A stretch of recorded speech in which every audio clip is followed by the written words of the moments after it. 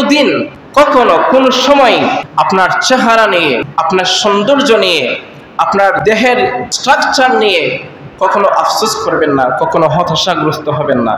কারণ আপনাকে সৃষ্টি করেছেন, আপনার আকৃতি তৈরি করেছেন যিনি, বলেন তো তিনি কে?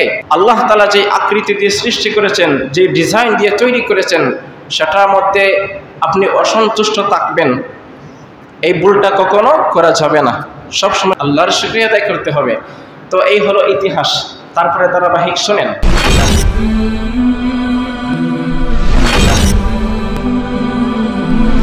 আদম নবীকে আল্লাহ তাআলা নিজ কুদরতি হাত দিয়ে মাটি দিয়ে তৈরি করলেন, সুন্দর একটা চেহারা ডিজাইন করলেন। এমন একটা চেহারা ডিজাইন করে আল্লাহ তৈরি করলেন। এই জন্য আল্লাহ বলছেন সূরাতুত তিনের মধ্যে, লাকাদ খালাকনাল ইনসানা ফি আহসানি তাকওয়িম।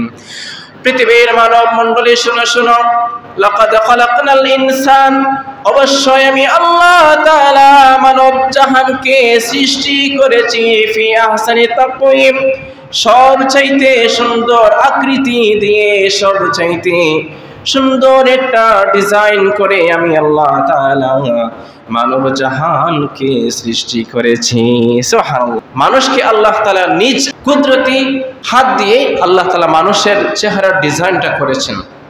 এই পৃথিবীর মধ্যে আরো যত ধরনের প্রাণী আছে, সবগুলো প্রাণীর দিকে আপনি তাকান, আর মানুষের চেহারার দিকে একটু ভালো করে তাকান। হোক সেই মানুষটা কালো হতে পারে, কিন্তু মানুষের যে চেহারার ডিজাইন, এটা অন্য কোনো সৃষ্টির সাথে তুলনা হতে পারে? তুলনা হতে পারে না। ধরেন একটা পশু, একটা গাভী কিংবা গরু, গরুর দিকে তাকালে গরুর এই চোখ দুটি কীরকম, কান দুটি কীরকম, দাঁতগুলা কীরকম, নাকগুলা কীরকম, এই যে চেহারার ডিজাইন এবং মানুষের চেহারার ডিজাইন, দুটো কি এক হতে পারে? এক হতে পারে না। আল্লাহ তো সূরা মুলকের মধ্যে বলছেন, সুম্মা রাজি'আল বাসারা কাররাতাইন ইয়ানকালিব ইলাইকাল বাসার খাসিআও ওয়া হুয়া হাসির। পৃথিবীর মানব মণ্ডলী, তোমরা আল্লাহর সৃষ্টির দিকে ফিরে তাকাও, ফিরে তাকিয়ে দেখো কোনো ধরনের অসঙ্গতি, কোনো ধরনের অপূর্ণতা খুঁজে পাও কিনা। মানুষের যে চেহারার ডিজাইন, ধরেন আমাদের কান দুটি এই দুই পাশে, যদি আল্লাহ না করুক কান যদি এখানে থাকতো তাহলে কি হতো? কপালের উপরে। আর চোখ দুটি এই দুই জায়গাতে আল্লাহ তাআলা ফিট করছেন। এই চোখ দুটা যদি কপালের উপরে তো মাঝামাঝি থাকতো, দেখতে কিরকম লাগতো? নাক এখানে না হয়ে যদি নাক এখানে হতো, যদি হতো, এই জন্যই তো আল্লাহ বলছেন, লাকাদ খালাকনাল ইনসান ফি আহসানি তাকওয়িম, মানুষকে আমি আল্লাহ তাআলা সবচাইতে সুন্দর আকৃতি দিয়ে তৈরি করেছি। সুবহানাল্লাহ পড়েন। আল্লাহ তাআলা তারপরে বলছেন, ওয়া আল্লামা আদামাল আসমা, তিনি হচ্ছেন আল্লাহ যিনি আদম নবীকে সব বিষয়গুলি সব বিষয়ের নামগুলি শিক্ষা দিয়েছেন। সমস্ত বিষয়ের নামগুলি পৃথিবীর সূচনা থেকে শেষ পর্যন্ত আল্লাহ তাআলা পৃথিবীর মধ্যে কি কি জিনিস তৈরি করবেন এবং ইতিমধ্যে আল্লাহ তাআলা কি কি জিনিস তৈরি করেছেন, সব বিষয়ের উপর আল্লাহ তাআলা আদম নবীকে শিক্ষা দিয়েছেন। সুবহানাল্লাহ। ওয়া আল্লামা আদামাল আসমা, আদম নবীকে সমস্ত বিষয়ের নামসমূহ শিক্ষা দেওয়া হলো। সুম্মা আরাদাহুম আলাল মালায়েকা, তারপরে আদম নবীকে ফেরেশতাদের সামনে দাঁড় করানো হলো, প্রেজেন্ট করা হলো। সুবহানাল্লাহ।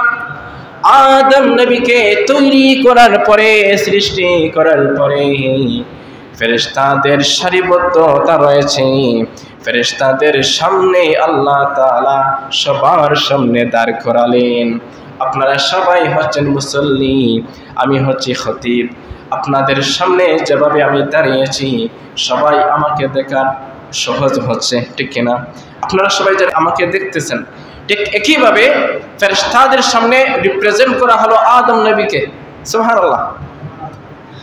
আদম নবীকে রিপ্রেজেন্ট করার পরে আল্লাহ তাআলা বলছেন, ফাকালা আনবিউনি বিআসমাই হাউলাই ইন কুনতুম সাদিকিন। আদম নবীকে দাঁড় করালেন। আল্লাহ বলছেন, ফেরেশতারা আমার, এই যে বিষয়গুলা দেখা যাচ্ছে, ওই যে বিষয়গুলা দেখা যাচ্ছে, পৃথিবীর অমুক সময়ে অমুক সালে এত শো বৎসর পরে, এত হাজার বৎসর পরে কি কি ঘটনা ঘটিত হবে, ফেরেশতারা তোমরা বলো তো, যদি তোমরা সত্যবাদী হয়ে থাকো। ফেরেশতারা সাথে সাথে মাথা নত করলেন, আল্লাহর নিকটে মাথা নত করলেন। ওগো আল্লাহ, এই নামগুলা, এই সমস্ত বিষয়গুলা, গায়েবের বিষয়গুলা আমরা আমাদের পক্ষে বলা, এটা তো ইটস কোয়াইট ইম্পসিবল, এটা তো কখনোই সম্ভবকর বিষয় নয়। সাথে সাথে আল্লাহ তাআলা বলছেন কাকে? আদম নবীকে। সাথে সাথে ফেরেশতারা মাথা নত করলেন। ফেরেশতারা বলছেন, ক্বালু সুবহানাকা লা ইলমা লানা ইল্লা মা আল্লামতানা ইন্নাকা আনতাল আলিমুল হাকীম। ফেরেশতারা ডাক দিয়ে বললেন, ক্বালু, তারা চিৎকার দিয়ে বললেন, সুবহানাকা, ওগো আল্লাহ, আপনি হচ্ছেন সবচাইতে পবিত্র। সুবহানাল্লাহ পড়ি। লা ইলমা লানা ইল্লা মা আল্লামতানা, আমরা তো সেই বিষয়গুলো সম্পর্কে জানি না, তবে ততটুকু বিষয় সম্পর্কে জানি যতটুকু আপনি আমাদেরকে শিক্ষা দিয়েছেন। ওগো আল্লাহ, এই জ্ঞানগুলো তো আমাদের মধ্যে নেই, এই জ্ঞানগুলোকে আমরা জানতে পারবো না, ইল্লা মা আল্লামতানা, তবে এতটুকুই আমরা পারবো যতটুকু আপনি আমাদেরকে শিক্ষা দিয়েছেন। আপনি আদম নবীকে যেই জ্ঞানগুলা শিক্ষা দিয়েছেন, এগুলা তো আমাদেরকে শিক্ষা দেন নাই, আমরা তো এগুলা জানবো না। আল্লাহ তাআলা এখানে ক্রেডিট দেখালেন যে একটু আগে আমি তোমাদের কাছ থেকে পরামর্শ নিতে চাচ্ছিলাম যে ইন্নী জাইলুন ফিল আরদি খলিফা, পৃথিবীতে আমি আল্লাহ তাআলা প্রতিনিধি তৈরি করব। তোমরা ফেরেশতা হয়ে তোমরা সেখানে অসম্মতি তোমরা প্রকাশ করেছিলে, এবার তোমরা বলো তো, আদম নবী যে বিষয়গুলো সম্পর্কে জানে, তোমরা কি সেই বিষয়গুলো জানতে পারবা? ফেরেশতারা মাথা নত করে বললেন, ইন্নাকা আনতাল আলিমুল হাকীম, ওগো আল্লাহ, আপনি তো হচ্ছেন সবচেয়ে জ্ঞানী, আপনি তো হচ্ছেন সবচেয়ে প্রজ্ঞাময়, আমরা কোনো কিছুই সম্পর্কে জানি না। তারা কি করলেন? সাথে সাথে মাথা নত করলেন কার কাছে? আল্লাহর কাছে।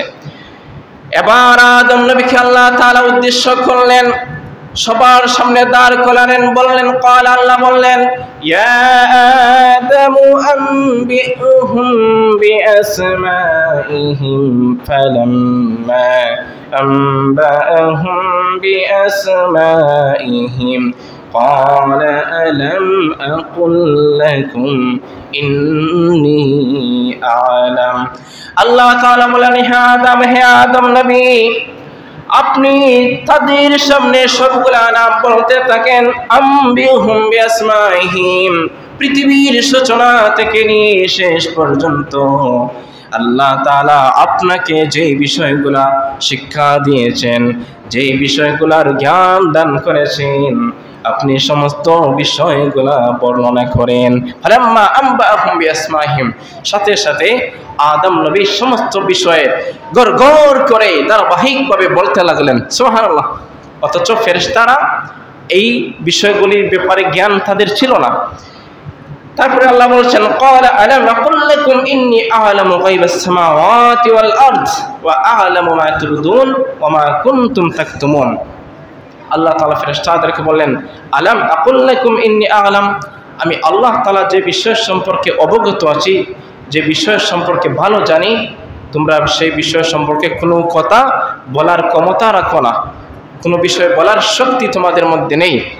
আমি আল্লাহ তাআলা আদম নবীকে সমস্ত বিষয়ের জ্ঞান আমি আল্লাহ পাক শিক্ষা দিলাম, এবং কিয়ামত পর্যন্ত আদম নবীর বংশধরকে, বনি আদমকে, আদম নবীর বংশ পরম্পরা যারা আসবে, আমরা হচ্ছে আদম নবীর সন্তান, ঠিক কিনা বলেন? আমাদের আদি পিতাকে আদম নবী, আমরা হচ্ছে বনি আদম। সেই আদম নবীকে আল্লাহ তাআলা সম্মানের আসনে আসিত করলেন জ্ঞানের কারণে। সুবহানাল্লাহ পড়েন। আর আজকেও যদি একজন মানুষ, একজন ব্যক্তি সে জ্ঞানী হতে পারে, সেই হবে পৃথিবীর সবচেয়ে শ্রেষ্ঠতম সম্মানী ব্যক্তি, ঠিক কিনা বলেন? তবে সেই জ্ঞান নয় যে জ্ঞান তার ধর্মের ক্ষেত্রে, যে জ্ঞান তার এই রবকে চেনার ক্ষেত্রে উপকারে আসবে না, এমন জ্ঞান তাকে সম্মানিত করতে পারে না। আল্লাহ বলছেন ওয়া উতুল ইলমা দারাজাত, ওই ব্যক্তির দরজাকে আল্লাহ তাআলা বুলন্দ করে দেন যেই ব্যক্তি হচ্ছে জ্ঞানী ব্যক্তি। সুবহানাল্লাহ। সম্মানিত মুসল্লিবৃন্দ, তারপরে ধারাবাহিক ঘটনা অনেক লম্বা, আপনারা জানেন ওয়া ইয কুলনা লিল মালাইকাতি ইসজুদু লি আদম ফাসাজাদু ইল্লা ইবলিস। আল্লাহ তাআলা সাথে সাথে বললেন, হে ফেরেশতারা শোনো, তোমরা তো একটু আগে অস্বীকৃতি জানাচ্ছিলে আদমকে যাতে তৈরি না করা হয়, এখন তো আদম নবী তোমাদের চাইতে যে শ্রেষ্ঠ এটা প্রমাণিত হয়ে গেল। তুমি মাটির আদমকে প্রথম সৃষ্টি করিয়া ঘোষণা করিয়া দিলে শ্রেষ্ঠ বলিয়া, তাই নূরের ফেরেশতা করে আদমকে সেজদা, ও তাই নূরের ফেরেশতা করে আদমকে সেজদা, সবার চেয়ে দিলে তুমি মানুষকে সম্মান। ঠিক কিনা? সবাই পড়ি আল্লাহু আল্লাহু তুমি জাল্লে জালালুহু, শেষ করা তো যায় না গে তোমার গুণগান। আল্লাহু আল্লাহু তুমি জাল্লে জালালুহু, শেষ করা তো যায় না গে তোমার গুণগান। অর্থাৎ আল্লাহ তাআলা মাটির আদমকে মাটি দিয়ে সৃষ্টি করেছেন, কিন্তু নূরের তৈরি হচ্ছেন ফেরেশতারা। মাটির তৈরি আদমকে নূরের তৈরি ফেরেশতারা সিজদা করতে বাধ্য হয়েছে। সুবহানাল্লাহ পড়েন। উসজুদু লি আদম, আল্লাহ বলছেন ফেরেশতারা যাও আদমকে সিজদা করো। ফাসাজাদু, সবাই সিজদা করেছে, ইল্লা ইবলিস, শুধু ইবলিস শয়তান সিজদা করে নাই। আউযুবিল্লাহ পড়েন। ইল্লা ইবলিস, ইবলিস শয়তান কি করেছিল? অস্বীকৃতি জানাচ্ছিল। আবা ওয়াস্তাকবারা ওয়া কানা মিনাল কাফিরিন। আবা, সে অস্বীকৃতি জানাচ্ছিল। ওয়াস্তাকবারা, সে দাম্ভিকতা প্রকাশ করেছিল। ওয়া কানা মিনাল কাফিরিন, সে কাফিরদের অন্তর্ভুক্ত হয়ে গিয়েছিল। ঠিক কিনা বলেন? তো আল্লাহ তাআলা এই ঘটনার মাধ্যমে প্রমাণ হচ্ছে যে আল্লাহ তাআলা আদম নবীকে সম্মানিত করেছেন কিসের মাধ্যমে? জ্ঞানের মাধ্যমে। দেখেন একটু চিন্তা করে, আজকে হচ্ছে 2024 সাল, 24 খ্রিস্টাব্দ। আজ থেকে 200 বছর আগে কিংবা 2000 বছর আগে কোনো মানুষ কি চিন্তা করেছিল যে একটা সময় আসবে সারা পৃথিবীর মধ্যে লাইটিং হবে, আলো হবে, অন্ধকারের যুগ চলে যাবে? এই চিন্তাটা তো আজ থেকে 500 বছর আগে মানুষ করে নাই। ঠিক কিনা? আজ থেকে 1000 বছর আগে কোনো মানুষ এই চিন্তাটা করতেই পারে নাই যে মানুষ এক সময়, মানুষের পক্ষে এক সময় আকাশ দিয়ে উড়া সম্ভব হবে। আকাশ দিয়ে উড়োজাহাজের মাধ্যমে, বিমানের মাধ্যমে, হেলিকপ্টারের মাধ্যমে মানুষ আকাশ দিয়ে উড়বে।